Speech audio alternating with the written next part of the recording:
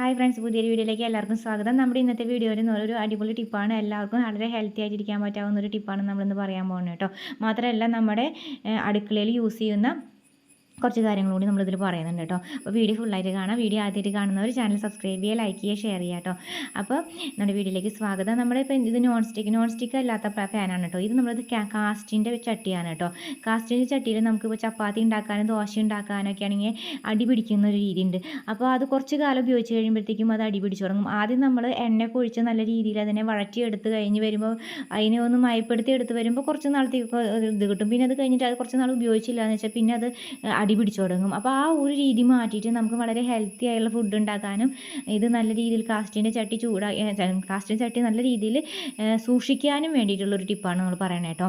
അതായത് നമ്മൾ ഉപയോഗിച്ച് കഴിഞ്ഞ ശേഷം നമ്മളിപ്പോൾ കുറച്ച് നാളത്തേക്ക് ഉപയോഗിക്കണില്ലെങ്കിൽ അല്ലെങ്കിൽ നമ്മൾ ഓരോ പ്രാവശ്യം ഉപയോഗിച്ച് കഴിഞ്ഞ ശേഷം നമ്മൾ എന്ത് ചെയ്യണമെന്ന് വെച്ചിട്ടുണ്ടെങ്കിൽ അതുമത്തെ ചൂട് മാറിയ ശേഷം നമ്മൾ നല്ല രീതിയിൽ തേച്ച് കഴുകിയെടുത്ത ശേഷം നമ്മൾ അതുമ്പോൾ ഇത്തിരി വെള്ളം ഉണ്ടാവുമല്ലോ, അത് ഒരു മിനിറ്റ് 2 മിനിറ്റ് ഇരിക്കുമ്പോഴത്തേക്ക് ഓട്ടോമാറ്റിക്കലി അത് വേഗം അങ്ങോട്ട് തുരുമ്പ് പിടിക്കാൻ തുടങ്ങും.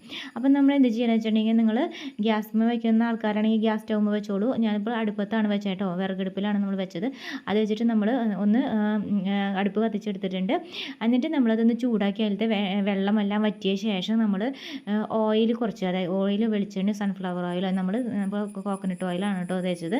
അത് ഇത്തിരി ആക്കിയ ശേഷം നമ്മൾ ഒന്ന് തുടച്ചു കൊടുക്കുക. ഒന്നില്ലെങ്കിൽ കോട്ടൻ്റെ എന്താ പറയുക തുണി വെച്ചിട്ടൊന്ന് തുടച്ചു കൊടുക്കുക. അല്ല എങ്കിൽ നമ്മുടെ കയ്യിൽ ഇങ്ങനൊരു പ്രൊഡക്റ്റ് ഉണ്ട്, ആ പ്രൊഡക്റ്റ് വെച്ച് നമ്മൾ ചെയ്ത് കൊടുക്കുക.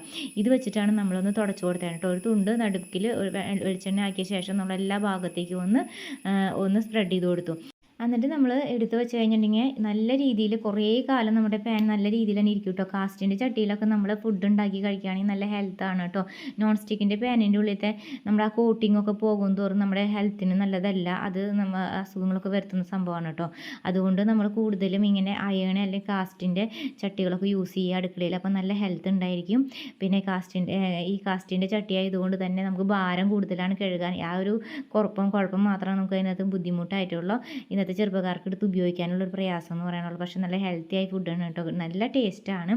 അടുപ്പത്ത് വെച്ചിട്ട് നമ്മുടെ ഈ കാസ്റ്റിൻ്റെ ചട്ടിയിൽ വെച്ച് ചെയ്യുന്നത് നല്ല ടേസ്റ്റാണ്. അപ്പോൾ ഒന്ന് ട്രൈ ചെയ്ത് നോക്കുക. Thanks, bye, see U.